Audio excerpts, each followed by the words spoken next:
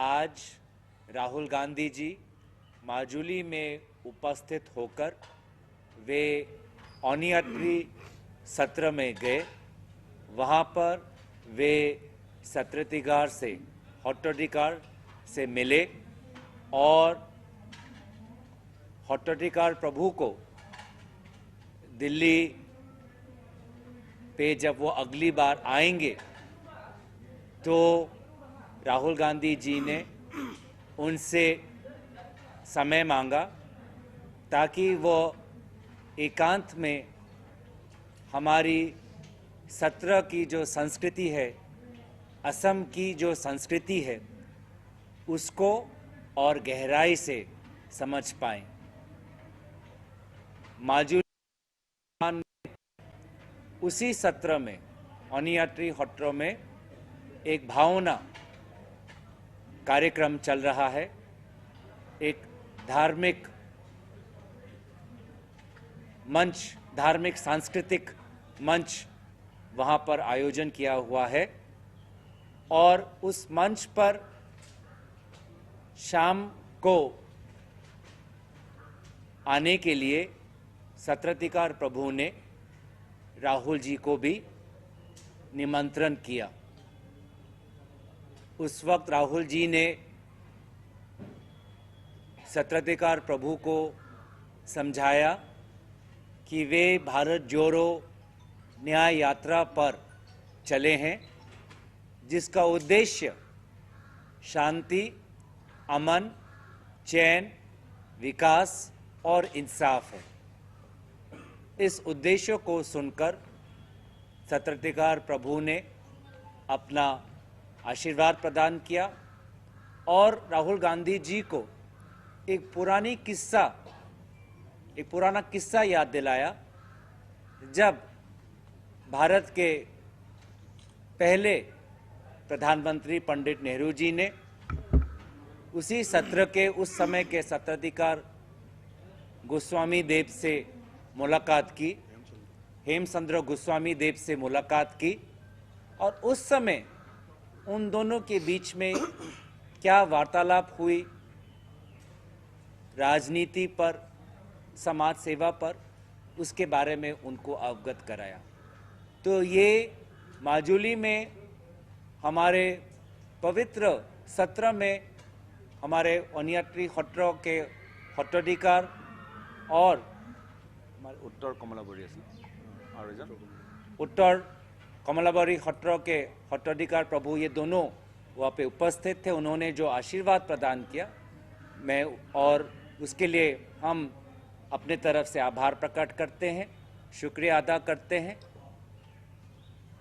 और जब आज सुबह हम नाव में जोरहाट से माजुली जब हम नाव में आए तो राहुल गांधी जी हमारे कांग्रेस के नेताओं से बात कर रहे थे और बात हो रही थी असम के मुख्यमंत्री के बारे में,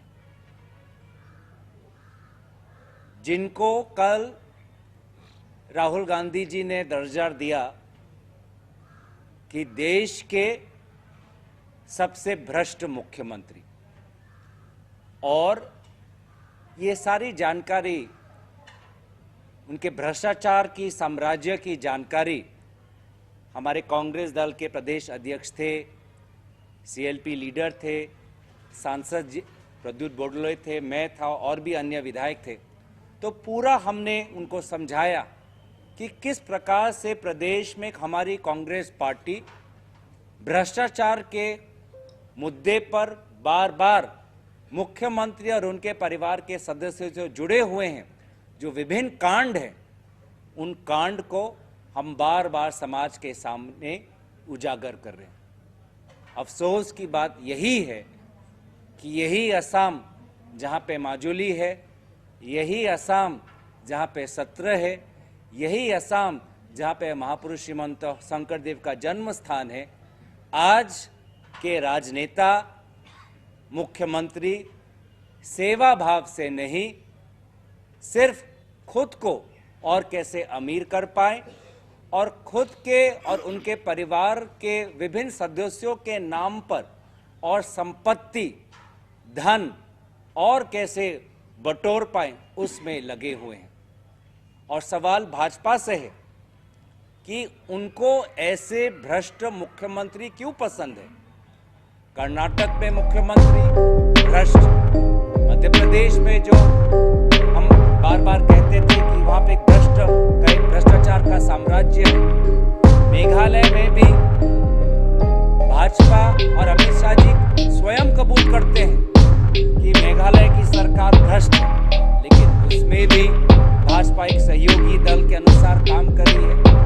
तो सवाल है कि दिल्ली में वो कौन व्यक्ति है जिसको भ्रष्ट मुख्यमंत्री पसंद है, जो भ्रष्ट मुख्यमंत्रियों को आगे करता है और भ्रष्ट मुख्यमंत्रियों को संरक्षण करता है, वो कौन है। क्योंकि हम तो दिल्ली में देखते हैं इनकम टैक्स बहुत सतर्क, इन्फोर्समेंट डायरेक्टरेट बहुत सतर्क, सीबीआई बहुत सतर्क, लेकिन ये तो भ्रष्ट मुख्यमंत्रियों, भाजपा के भ्रष्ट मुख्यमंत्रियों पे तो कोई कार्रवाई नहीं। बार बार मीडिया में खबर आती है कि कैसे जो किसान का जमीन है उसको एक ही साल में खरीदकर उद्योग के लिए उसका इस्तेमाल होता है। हम जानते हैं कि कैसे मंत्रियों के परिवार के सदस्य आज असम में चाय बागान खरीद रहे हैं। हमको पता है कि दिल्ली में भी कोई मंत्री बैठा है जिसकी नज़र और उसके परिवार की नज़र असम के धन और अवैध खनन पर है। तो इसका क्या, इस पे कोई एफआईआर होगी? जो एफआईआर हम पे लगाते हैं, क्या असम के मुख्यमंत्री पे कोई एफआईआर लगेगा? या क्योंकि शारदा लुइस बर्जर हो गया, अब वो भाजपा में शामिल हो गए, तो अब दूध से धुल गए, अब कोई उन पे आंच नहीं पड़ती। तो यही बात लोग समझते हैं और इसी बात का इंसाफ मांगते हैं, न्याय मांगते हैं। और राहुल गांधी जी, भारत जोड़ो न्याय यात्रा और हमारे असम प्रदेश कांग्रेस समिति के सारे लोग, हम न्याय और इंसाफ की लड़ाई लड़ते रहेंगे, किसी से डरेंगे नहीं। और जहां भी भाजपा डर फैलाने का काम करती है, वहां पे हम हौसला का सूरज हम जलाएंगे। सुनकर देखो, सुनकर देखो, सुनकर देखो जी, ममता, राहुल, मोदी बोले, लिखे जितेंद्र जी।